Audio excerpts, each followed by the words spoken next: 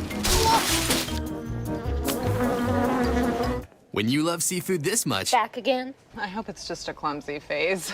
it's gotta be D's. Anything's worth it for our new home-style flounder meal or double dozen shrimp. Also try our grilled menu featuring new Tuscan tilapia. For full meals starting at just $4.99, it's gotta be D's. And welcome back to Bob Stein Stadium, that 7th inning stretch presented by Campus Connection, your university bookstore. As it is still Devin Meyer on the mound for the Sharks, really doing a good job of eating up innings, having given up a single run in the bottom of the first and the bottom of the third, has held the Nighthawks scoreless the last 3 innings despite having runners on in the last 2. And nobody really up in that bullpen. So it's his game so far as he can handle it.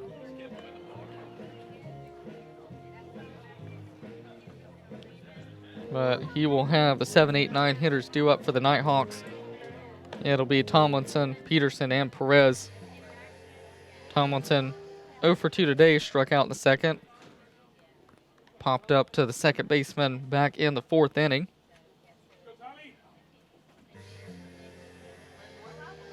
Now batting number 30, Stephen Tomlinson.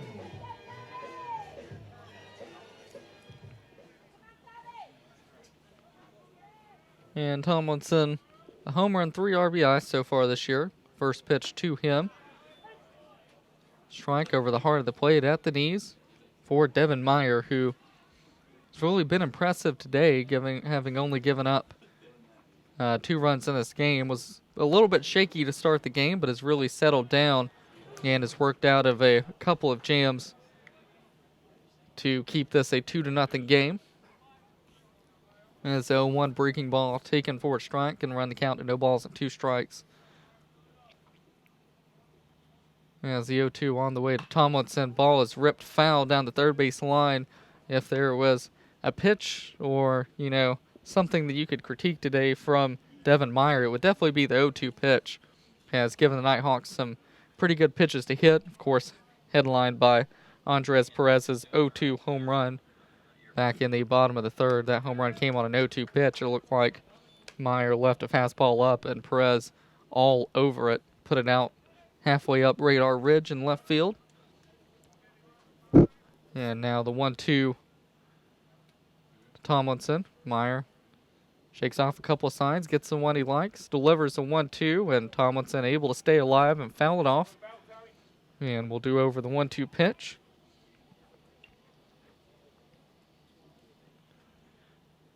As it's the Nighthawks who have scored 2 runs on 6 hits, have not committed an error today. Nova Southeastern, no runs, 2 hits, no errors. As the sun is finally setting here at Bob Stein Stadium. Tomlinson looks like he got something in his eye. And it'll be flushed out before we resume the bat.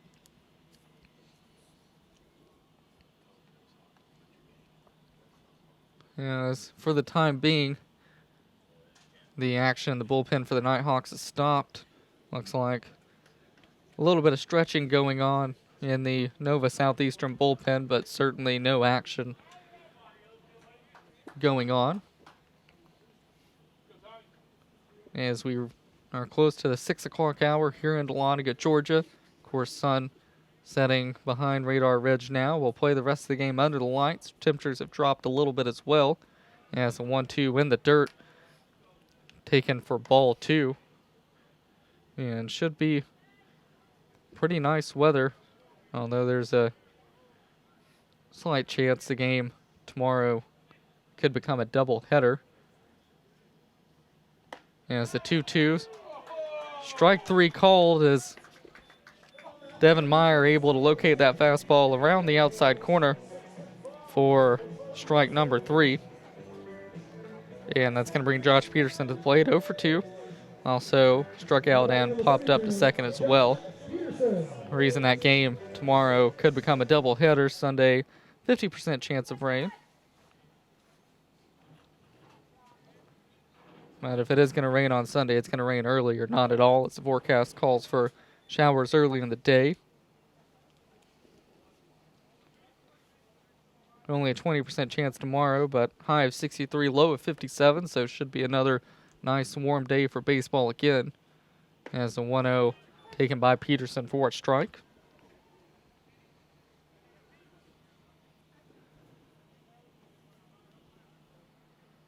For 2 today is Peterson.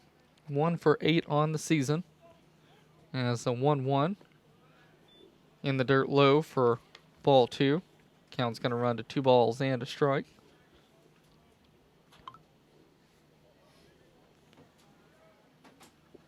As the DHing, as the 2-1 is ripped into center field, and that's going to be a base hit for Peterson. Was going to say the DHing duties really been between Anthony Carco and Josh Peterson so far this season, as they have both split time in that position in the lineup. And we're now going to have a pinch runner. Looks like it's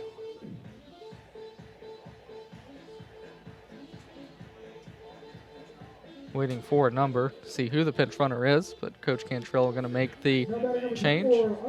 Perez. Pinch running for the Nighthawks, Josh Profit. And it is confirmed Josh Profit will be the pinch runner for the Nighthawks.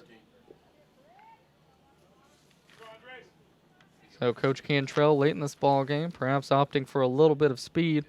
And it's also the DH Peterson who's got a hit today, 1 for 3, 2 for 9 on the season. So trading a little bit of that offense for speed.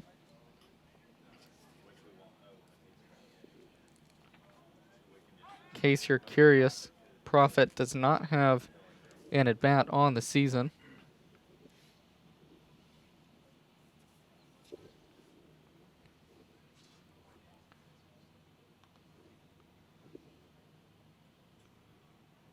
And Perez awaits the first pitch of the at-bat finally. Outside corner missed for ball 1.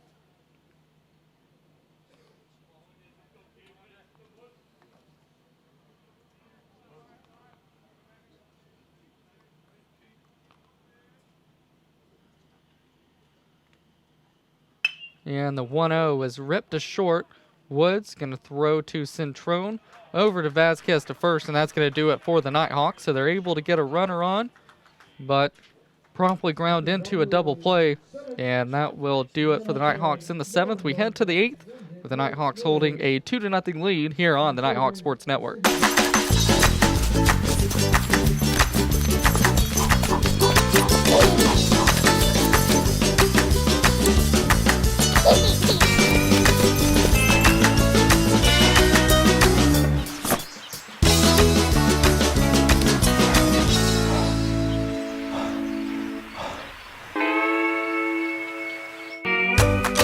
Irresistible King's Hawaiian bread.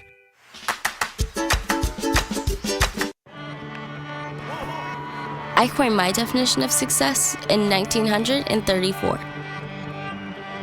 My definition of success is peace of mind attained only through self-satisfaction in knowing you made the effort to do the best of which you're capable. It's like reputation and character. Reputation is what others perceive you to be. Character is what you are.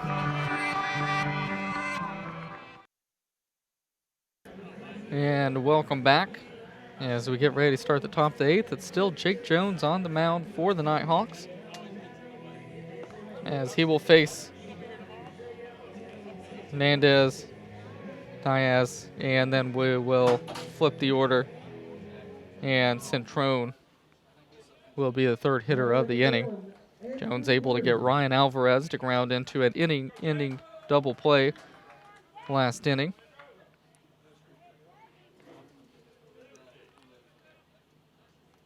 And is picked up right where Dylan Peppers left off. Peppers started the game, went 5.1 innings, has not given up a run. Jones has pitched 1.2 innings, not given up a hit, only 1 walk, including that double play, and that was pitch number 19 of the ball game for him. As the 1-0 misses high for ball 2.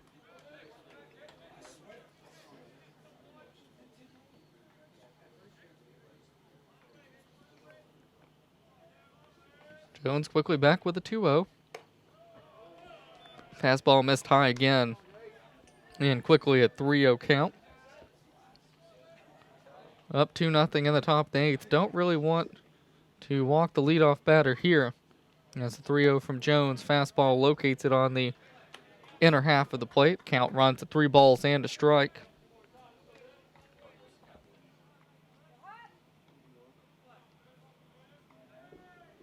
And the 3-1 on the way from Jones. Another fastball in there for strike number 2. And Hernandez, not a lot of power this season and has really struggled at the plate. Only 1 hit, does not have a home run, so no reason not to throw strikes here for Jones as the 3-2 called him out looking. As Hernandez was headed down to first, thought that one was high and away. In truth, might have been a little bit high. Now batting from Sharks number 2, Sebastian Diaz.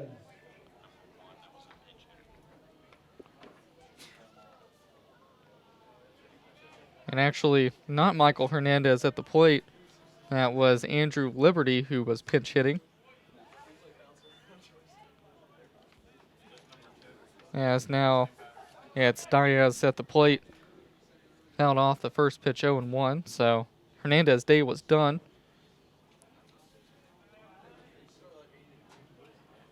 But either way, Jones able to get the strikeout looking.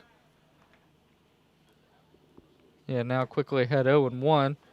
The 0-1 is high and in for ball 1.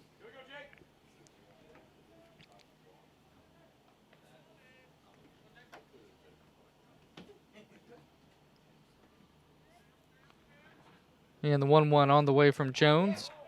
Dropped in a breaking ball. Just stayed high, though. And the count's going to be 2 balls and a strike.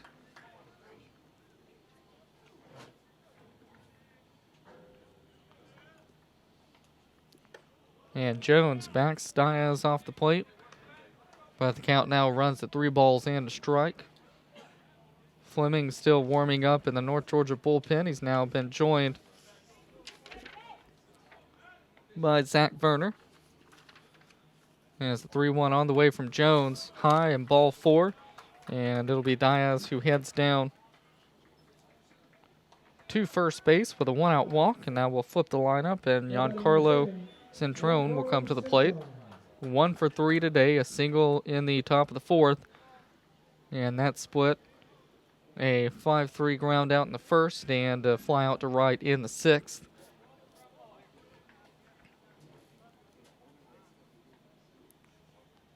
And Michael Holder will come out and have a word with Jones, who's been able to go 2 innings out of the bullpen for the Nighthawks.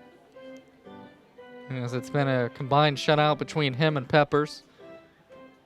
As they've held this offense in check, and the Nighthawks have had a couple of clutch at-bats and have been able to get them a couple of runs.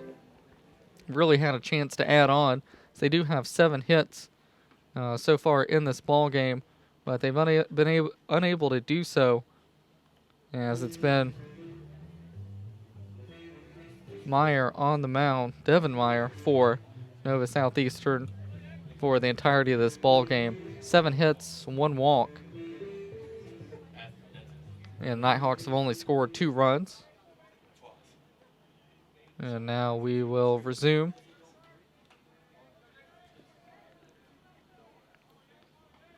As the leadoff hitter for the Sharks in the right-handed batter's box. Jake Jones on the mound, checks Diaz at first, and delivers a first pitch breaking ball, which broke to the outside part of the plate for strike 1.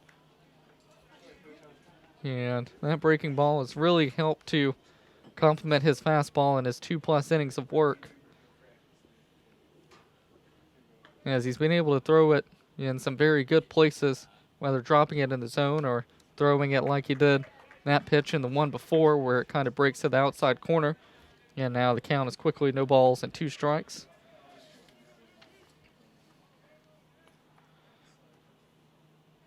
And Centrone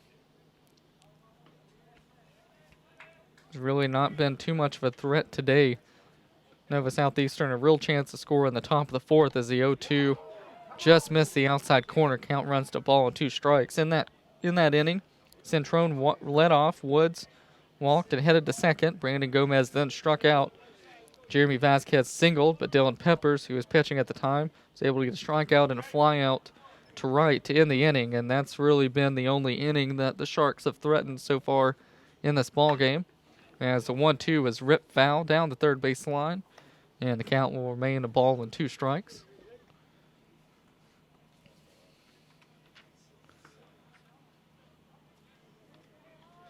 As Woods, a pinch hitter on deck, righty Gomez in the hole. Don't have another lefty until the 4-hole hitter Vasquez. And that's a 1-2 on the way from Jones. Fouled straight back to the screen. Count's going to remain a ball and 2 strikes. Jones battling here, trying to get the second out of the top of the 8th inning. Peeking ahead to the next inning for the Nighthawks. It'll be 1-2-3. Gerhart, Hoover, and Gouch due up.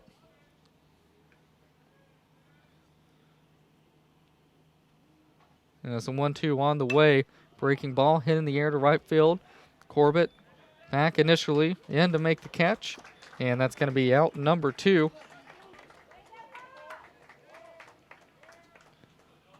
And that'll bring Dylan Woods to the plate. He is 0 for 1 today with a pair of walks, grounded out to Trevor Sams in the first inning, 3 unassisted, and walked in the 4th and the 6th inning.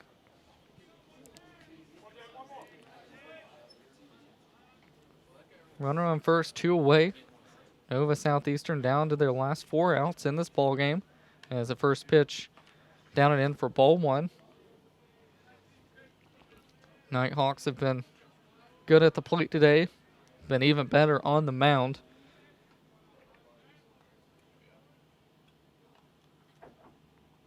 And as the 1-0 misses low for ball 2.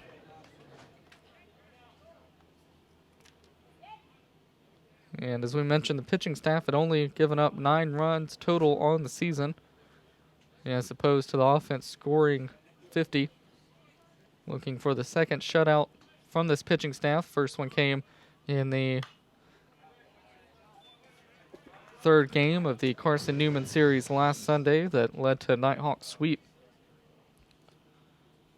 Only gave up 1 to Southern Wesleyan in the midweek. So it's a pitching staff that looks to be getting better as the season goes along.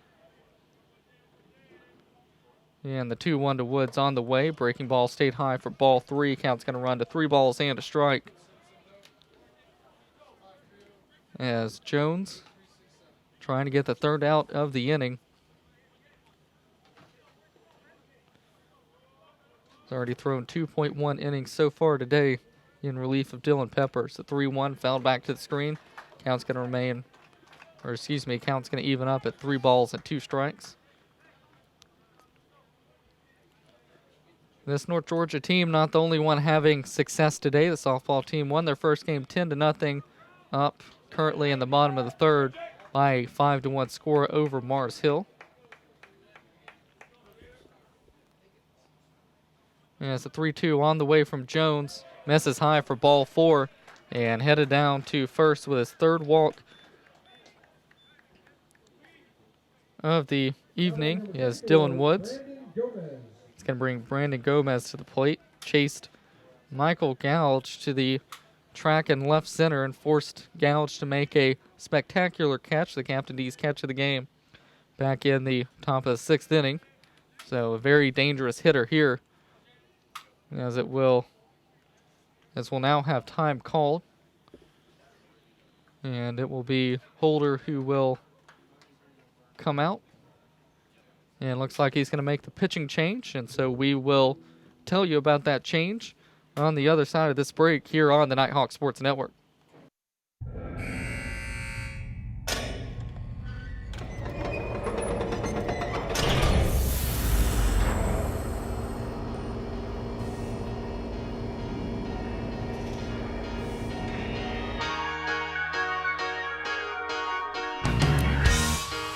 You're as cold as ice. You're willing to sacrifice our love.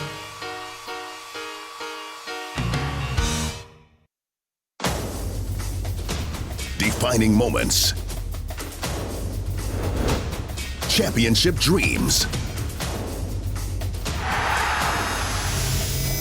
Share the experience with your family and friends. The 2017 Division II Baseball Championship. May 27th through June 3rd at the ballpark in Grand Prairie, Texas. Visit ncaa.com/tickets for your seats today. And welcome back, as the Wendy's call to the bullpen will be number 29, Zach Berner, a redshirt senior right-hander, 6', 190, out of Venetia, Pennsylvania, and transferred from John Carroll. Throws from the right side. And so far this season, Berner has thrown a complete inning, scoreless, in his only appearance. 1 walk and no strikeouts from the righty. So coming into a little bit of a tough situation here, going to face 3-hole hitter Brandon Gomez, who's 0 for 3 today. And as we mentioned before the break, drove Michael Gouge to the track in left center field his last time up, so Werner doesn't really need to mess around here. Gomez, 3 homers, 7 RBIs so far on the season as well. And the Nighthawks will want to get this out quickly, as the top of the lineup is due up in the bottom of the 8th inning, as they lead the #1 team in the nation, Nova Southeastern, by a 2-0 score. No runs, 2 hits, no errors for the Sharks of Nova Southeastern. 2 runs, 7 hits, no errors for the Nighthawks. So we're ready to start now. Brandon Gomez steps into the box. Werner going to work from the stretch. Sets. And he's going to deliver a fastball low for ball 1. Fastball breaking ball for Werner for the most part.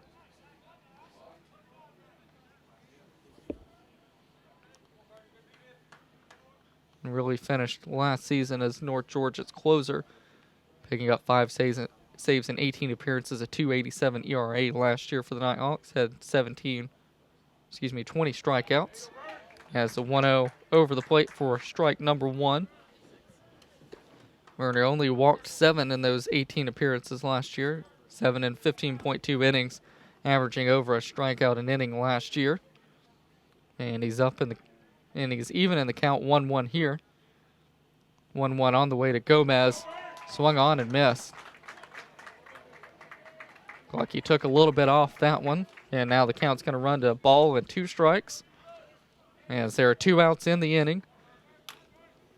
It is Diaz at second. It's Woods at first. As the Sharks threatening for the first time since the 4th inning.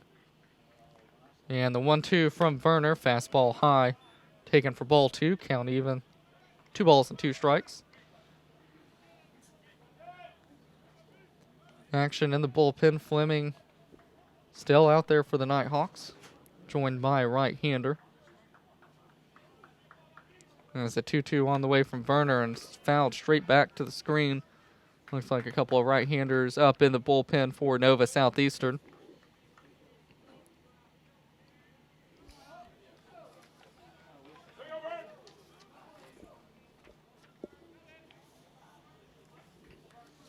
And Werner back. Sets and delivers a 2-2, fouled straight back to the screen once again.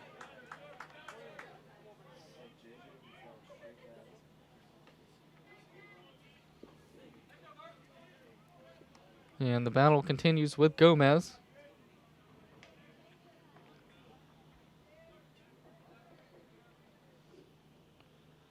Looks in and delivers. And that ball is hit in the air to shallow right. Corbett coming in. He's going to make the catch, and Nighthawks are going to get out at the top of the 8th inning. So Nova Southeastern able to get a couple of runners on, but between Josh Bryan and Zach Verner, the Nighthawks are able to get out of it. We head to the bottom of the 8th with the Nighthawks up 2-0 here on the Nighthawk Sports Network.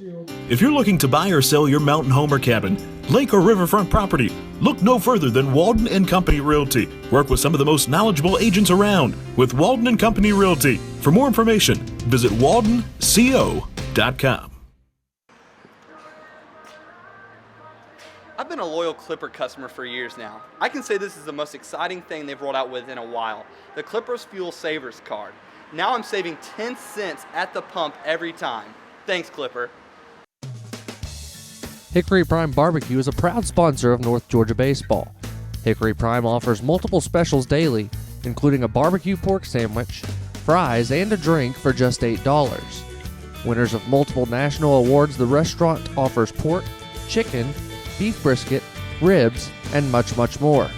Visit Hickory Prime Barbecue, open 7 days a week, just minutes from the Dahlonega campus of UNG off of Morrison Moore Parkway. And welcome back to the bottom of the 8th. The Nighthawks will have 1, 2, 3 due up and a couple of clerical things to tell you about. First, we'll go ahead and close the book on Jacob Jones.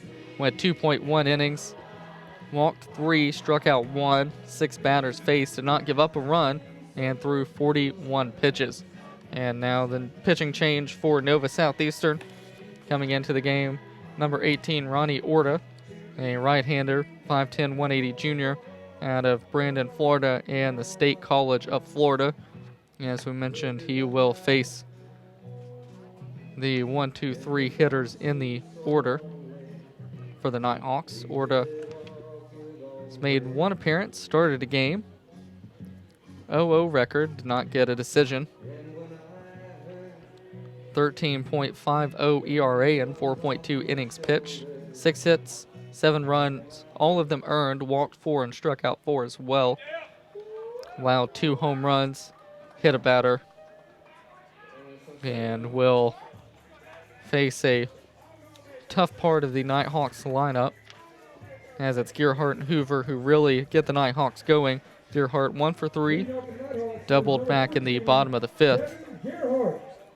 1 for 2, doubled in the 5th, drew a walk in the 3rd, and grounded out to short in the 1st. He was caught stealing in the bottom of the 3rd inning.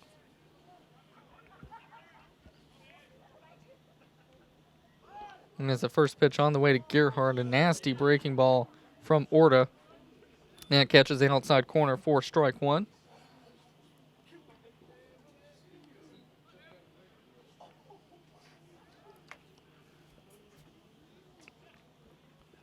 Gearhart back into the box. Orta's ready.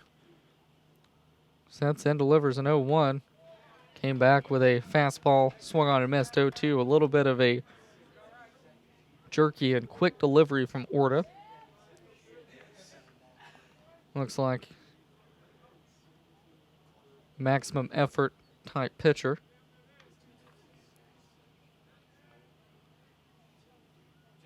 As the 0-2 on the way.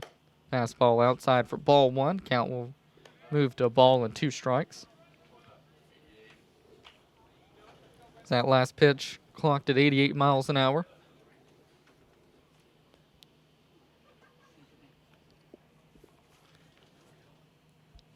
And Orta back with the 1-2. Breaking ball is hit in the air to center field. Suarez back, and he's going to make the catch for out number 1. And that's going to bring Connor Hoover to the plate. Hoover 0 for 3, a pair of flyouts to center. And sandwiched between those 2 flyouts was a ground out to first.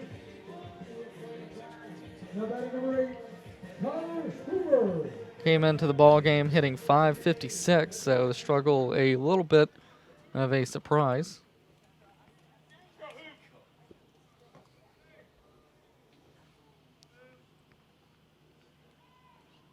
And we'll be happy to see a new pitcher as the first pitch on the outside corner for strike 1.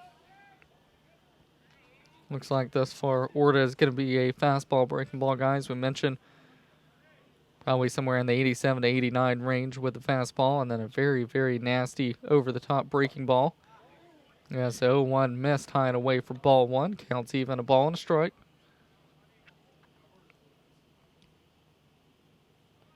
He's not a real big guy, as we mentioned, 5'10", 180, but can really bring it.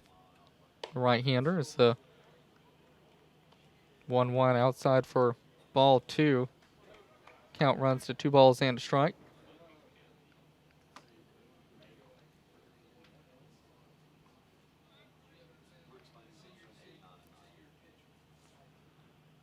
And it's a 2-1.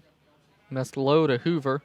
And the count is quickly 3 balls and a strike. Looked pretty good in getting Gearhart to fly out, but as we mentioned, did walk 4 in 4.2 innings, so perhaps a little bit of a control issue, and Hoover really looking to capitalize on that. 3-1 on the way. That ball is ripped into right center field. That's going to get down and not going to make it to the wall. Hoover hustling around first. He's going to be into second with a double, and it's a 1-out double for the Nighthawks and Connor Hoover. And that's going to bring Michael Couch to the plate. 1 for 2 today. A double back in the first, also struck out in the 5th, as he had a walk in the 3rd inning as well. Scored one of the two Nighthawk runs today, as Trevor Sams drove him in the bottom of the 1st inning. Nighthawks added a 2nd run in the bottom of the 3rd. The first pitch to Couch, that nasty over-the-top breaking ball, actually looks more to be like a 10-6 type deal in there for strike 1. That double by Hoover, by the way, the 8th hit of the ball game for the Nighthawks. They've had runners on and they've gotten hits, but seems like every time a runner gets to second, Nighthawks haven't been able to really push him around. As 0-1 missed low for ball 1. Had a leadoff double in the 4th, stranded the runner. Had a 1-out double in the 5th, stranded the runner. As they had a chance to increase the lead in those 2 innings, but were unable to do so.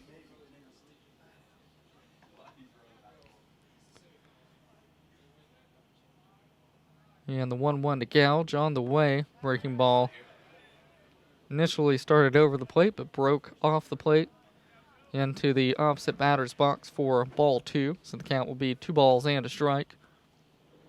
Good opportunity to try to get another run or 2 for the Nighthawks. Gouge and then Sams and then Bell due up to the heart of the order with Connor Hoover on second. Good speed out there at second for Hoover. As the 2-1 on the way, fouled back to the screen. It is 1 for 1 on stolen base attempts this season. Hoover is. So anything that finds the grass, a good chance that the Nighthawks will be able to plate that 3rd run.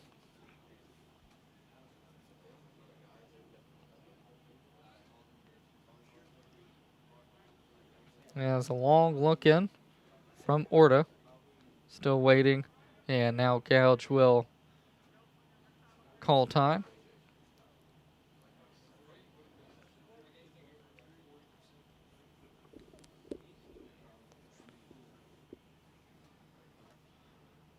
Orta hunches over, gets a sign he likes, sets, and delivers a 2-2 to Gouge. Fastball high and inside for ball 3. Count is now full at 3 balls and 2 strikes. 1 out. Bottom of the 8th. Nighthawks leading this one very late. 2-0 score over the number 1 team in the nation here for a 3-game series this weekend. Both teams undefeated. As the 3-2 on the way is ripped into center field, and that's going to be over the head of Suarez and off the wall. Hoover had to hold up. They're going to wave him home. The throw is not going to be even close, and that's going to give the Nighthawks a 3-0 lead. So Michael Gouge trades places with Connor Hoover, and the Nighthawks get another insurance run in this ball game, and that is a huge run. As now it'll take 2 base runners on and well, as they say, a couple of bloops and a blast now for Nova Southeastern to tie this one up. And the Nighthawks aren't done in this inning, as it's now Trevor Sams to the plate. 2 for 3 today, singles in the 1st and the 6th, with a fly out to center coming in the bottom of the 3rd.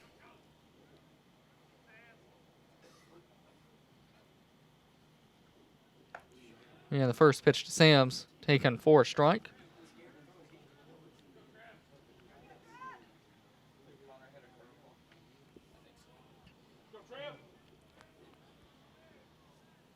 Yeah, Sam's came in leading the team with an average, and his average will certainly climb as it's now at a 588 mark. 0-1 at the knees or somewhere around the knees for strike two. The count's now no balls, 2 strikes. Yeah, Sam's quickly down 0-2. Expect perhaps another breaking ball as the 0-2 on the way. Fastball way outside for ball 1. Orta has shown that breaking ball often in this inning. And he's got a good fastball, but that breaking ball is really the pitch that will give hitters fits. As the 1-2 on the way. Ripped into right field by Sams. That's going to get down. Coach Cantrell going to wave Gouge to the plate. And the throw in does not hit the cutoff man. And it rolls all the way to the catcher, Hernandez. Gouge able to score easily. And Trevor Sams, his 3rd hit of the ball game, his 2nd RBI. And the Nighthawks now hold a 4-0 lead here in the bottom of the 8th inning. As a couple of errant throws have really hindered Nova Southeastern so far in this inning. That one had a chance to be cut off, but throw missed the cutoff man. Not sure what it got in Gouge anyway, but certainly would have made things a lot closer.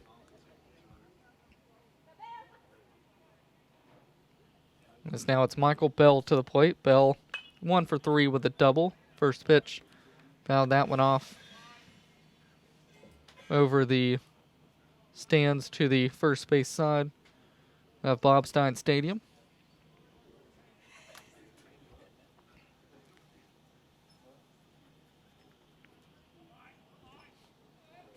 As the Nighthawks look to keep the good times rolling in the bottom of the 8th. As the 0-1, and there was that nasty breaking ball from Orta. Swung on a miss by Bell. Can do nothing but shake his head at that one. And the count is now no balls, 2 strikes. With Trevor Sams on first, Connor Corbett on deck, and in the hole, Stephen Tomlinson. The 0-2 to Bell. Ball in the dirt, and it will be ball 1. Yeah, Sams scurries back to first.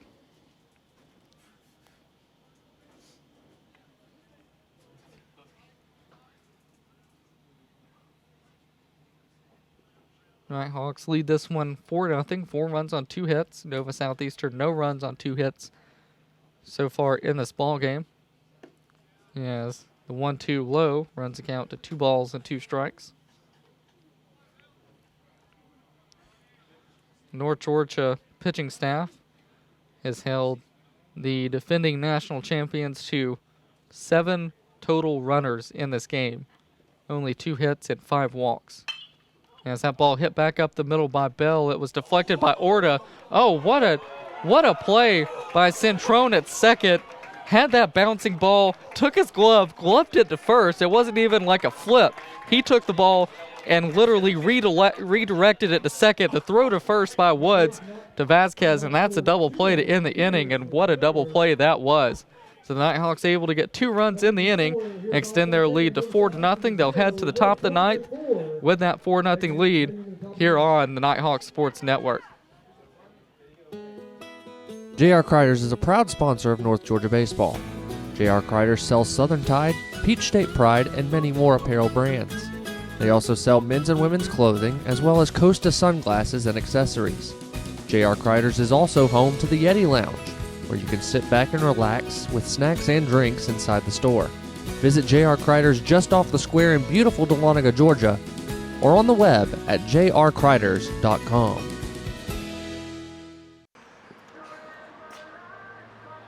I've been a loyal Clipper customer for years now. I can say this is the most exciting thing they've rolled out within a while, the Clippers Fuel Savers card.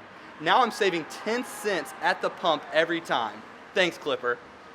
If you're looking to buy or sell your mountain home or cabin, lake or riverfront property, look no further than Walden and Company Realty. Work with some of the most knowledgeable agents around with Walden and Company Realty. For more information, visit waldenco.com. And welcome back to the top of the ninth inning. Zach Verner back on for the Nighthawks. Defensive substitution to tell you about for the Nighthawks. It's going to be number 6, Cal Dempsey, coming in to play left field. 5'8" sophomore, weighing in at 165 out of Warner Robins, Georgia, and Veterans High School.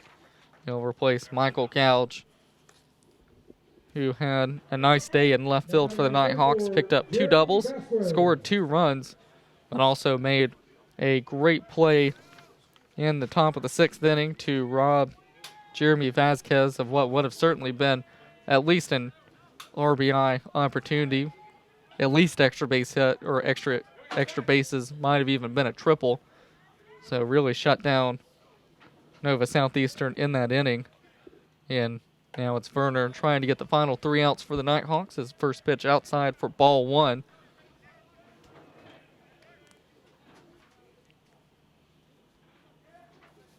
And due up, it will be 4, 5, and 6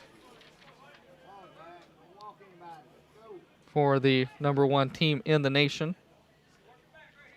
Vasquez 1 for 3, a single sandwich between a pop out and a fly out. As he finds himself quickly ahead in the count, 3 balls and no strikes.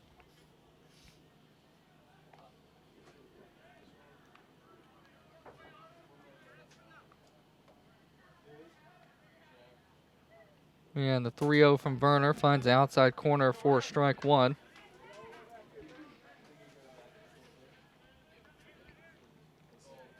There's continued action in the Nighthawk bullpen, but you would assume if Verner can close this one out, it will be his. As the 3-1 missed high and away for ball 4. And a leadoff walk to Jeremy Vasquez. That's going to bring Jake Anchia to the plate. He is over 3 today. Grounded out to short in the 2nd, struck out in the 4th, and flew out to center in the 7th.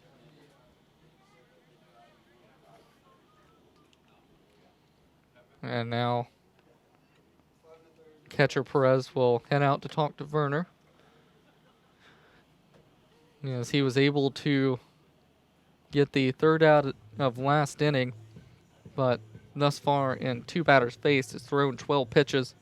So certainly struggled to find the strike zone so far, and that walk, a Now batting number 14, Jake Anchia. 5-pitch walk.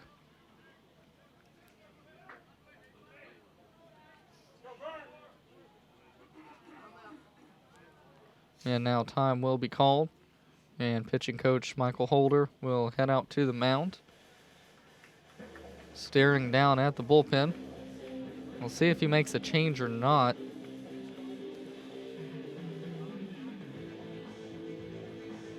Home plate umpire trying to hurry this game along, will not give Coach Holder much time at the mound. He'll head on out there to try to break this up. And now a pitching change will be made. And we will tell you about the Wendy's call to the bullpen on the other side of the spring. The Nighthawks lead 4-0 in the top of the ninth here on the Nighthawk Sports Network.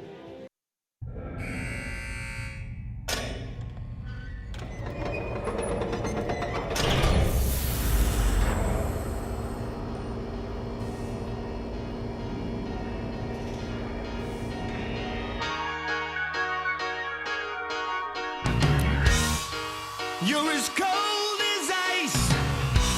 You're willing to sacrifice our love.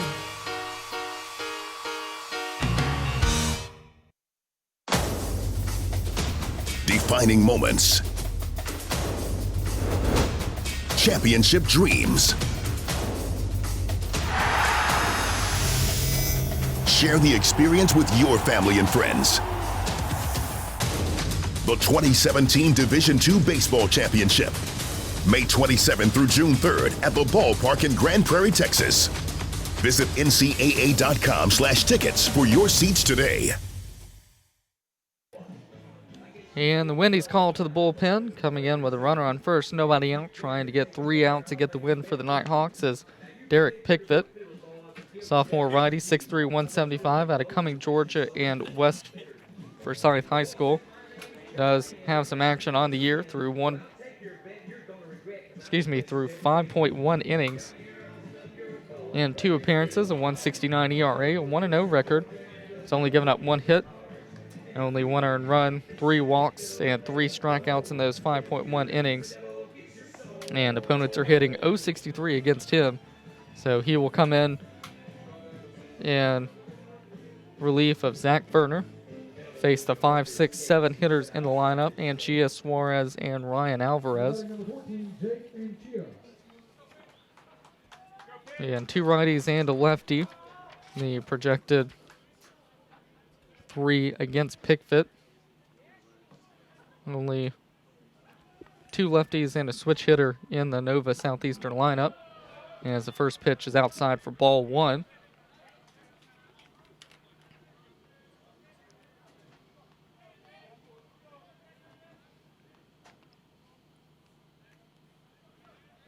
And the 1-0 from Pickford. Fastball down for ball 2. And so the count quickly 2 balls and no strikes. He worked in the midweek game through 2 innings, walked 1, struck out 2, did not give up any runs. As a 2-0 on the way, fastball over the heart of the plate for strike 1. Also worked 3.1 innings in the first game of the season against Carson Newman, a 6-4 win. Went 3.1 innings in that game, 1 hit, 1 earned run, 2 walks, and a strikeout. As the 2-1 is chopped to third, Gerhardt not able to make the play. Everybody will be safe. And now runners on first and second, nobody out. Now batting number 21, Kevin Suarez. As Kevin Suarez will come to the plate.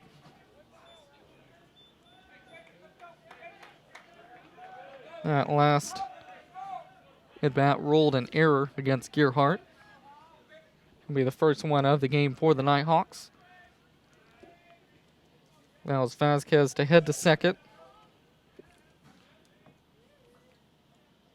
And now Suarez with a chance to move the runners over or do a little bit of damage here as that ball was low for ball 1. And all of a sudden, Nighthawk pitchers can not seem to find the strike zone.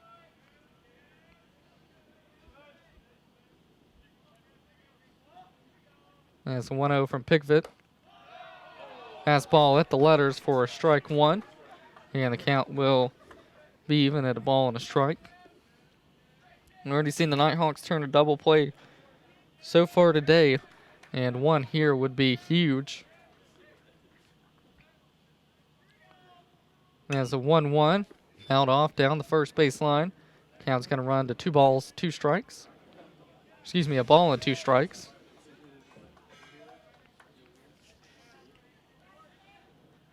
As Nova Southeastern find themselves in a huge hole, down 4-0. Number 1 team in the country, trailing the number 27 team of the North Georgia Nighthawks. The Sharks of Nova Southeastern came in at 5-0, the Nighthawks 4-0. As time called, and now Andres Perez will head out and talk to Pickford.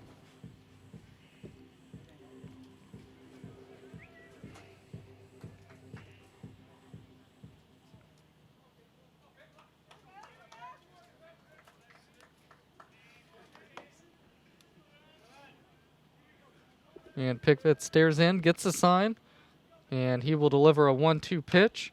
That is hit into right field, and coming in is Corbett. He'll pick it up, but now the bases are loaded with nobody out. Here in the top of the 9th inning, as Derek Pickford in a lot of trouble here. Nighthawks luckily own a 4-0 lead.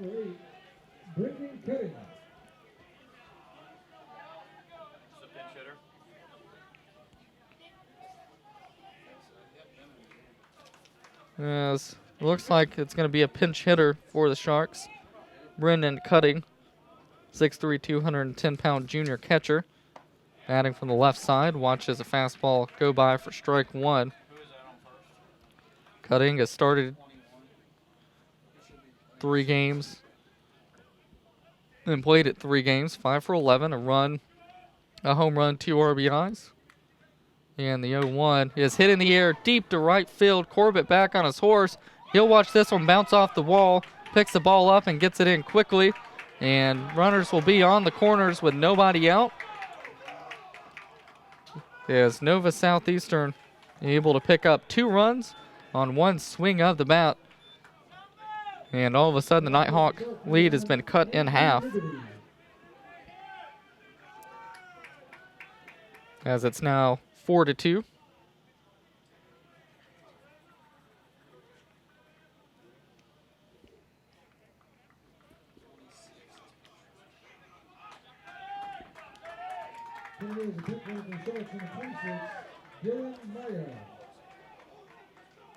Dylan Maya will pinch run at first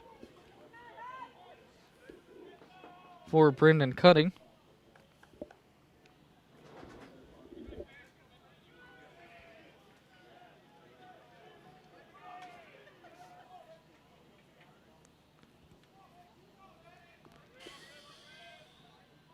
As now Pickfett in a good deal of trouble. 4-2 lead. Nighthawks still lead, but first and third with nobody out here in the top of the ninth. It's the first pitch.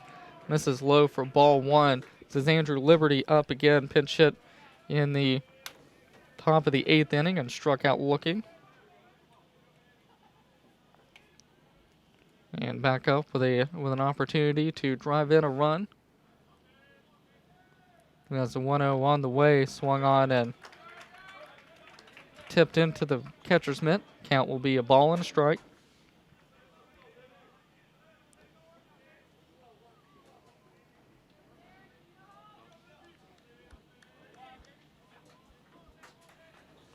And the 1-1. Pickfett stares in, delivers, and it's fouled off down the third baseline. Count will move to a ball and 2 strikes. Andrew Liberty, another high average guy for Nova Southeastern. 3 games played, 3 starts, 5 for 10, well 5 for 11 now. Scored 4 runs, hit 2 homers, and driven in 3 runs. Down 1 ball and 2 strikes as the Nighthawks looking to get the first out at the top of the 9th inning. Came in with a 4-0 lead, and now I've seen it cut to 4-2. That ball is hit down to third. Gearhart to Bell. The throw to Sams. It's going to be a double play. Nova Southeastern able to pick up a run on that double play, but a huge 2 outs for the Nighthawks. They're now an out away from beating the #1 team in the nation. Okay, and it's going to be up to Sebastian Diaz for the Sharks if they're going to extend this game. Diaz 0 for 2, a walk in the 8th inning. Grounded out to third in the 3rd inning and also struck out in the 5th. As now Pickfett working from the wind, sets and delivers the first pitch. It's hit down to third. Gearhart to his left, throws to Sams at first, and it's a win for the Nighthawks as they beat the #1 team in the nation by a 4-3 score. It was a little bit dicey here in the top of the 9th, but the Nighthawks able to come away with a huge win in Game 1 of this series as they get the upper hand in this first game on Friday night. We're going to go to a quick break. When we come back, we'll wrap up this huge win for the Nighthawks here on the Nighthawk Sports Network. Why do they call it a home-style breakfast? I tell you what, I was in Steak and Shake in 1934 having a home-style breakfast. I told the cook, this is the same style breakfast that my mama makes at home. The cook turned around, and it was my mama. She said, that's the idea, dummy. Now get back here and wash these dishes. A mother's love has no equal. Huh? Start your day with a delicious home-style breakfast, only at Steak and Shake. I want everyone to rally behind such a great cause for Make-A-Wish. It's not just for us, and it's not just for the school. It's for the kids that we'll be helping. It's for them. And it's not just raising money for a charity, it's raising money to make this kid's dream come true. I never, still to this day, would have thought that it would have touched me the way that it did that day. To truly say that it was a life-changing moment for myself is true. And I think it was for our program, our team, and our university. It was truly one of the most memorable experiences of my coaching career. You really just see the community come together to make this event special and make it unique. And I think that's one thing that we like to try to brand ourselves with here at UNG is we're unique, and we like to do the special, small things that make children's lives and dreams come true. The UNG Campus Connection is your university bookstore. It's the one-stop shop where students can get anything they need for the classroom, and fans can find everything they need to support the Nighthawks, from shirts and jackets to car decals and tailgating chairs. Gear up at the Nighthawks Nest with officially licensed UNG merchandise. Visit our stores in Dahlonega, Gainesville, Oconee, and Cumming, or check us out online at ungbookstore.com. The UNG Campus Connection is a proud sponsor of North Georgia Athletics. Being a champion takes more than talent, more than the perfect pass, more than using your head. Being a champion takes the spirit to always push harder, the ability to overcome any hurdle, and the fire to be the best. Welcome to Division II, where the pursuit is yours to create. And the question isn't, can you do it? It's, will you?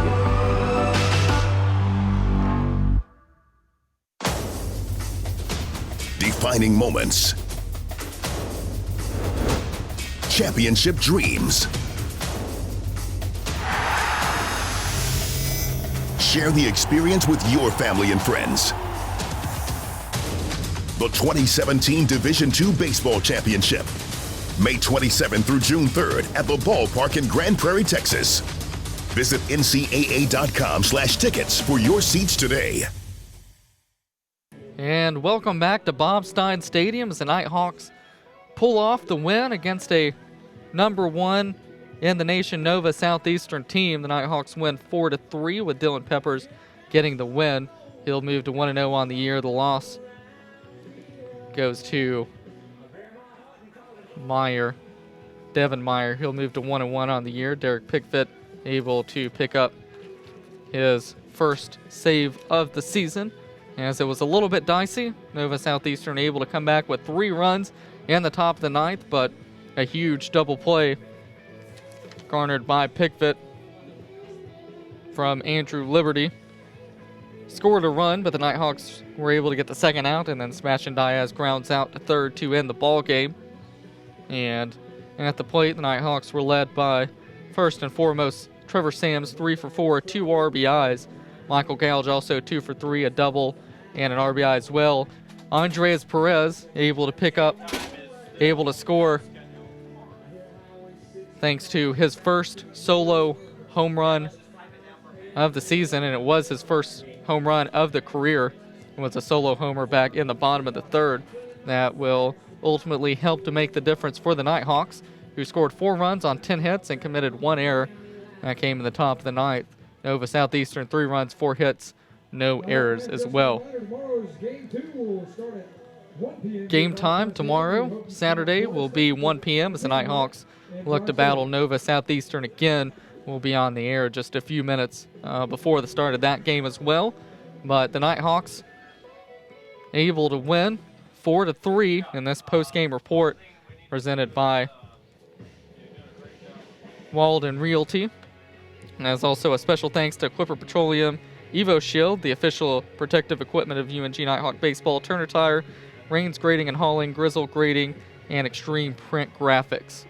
So the Nighthawks able to pull off a 4-3 win in the first game of the series. They will go for the series win tomorrow as we are back here on the Nighthawk Sports Network for Game 2. For all of us here at the Nighthawk Sports Network, we say have a good night and go Nighthawks.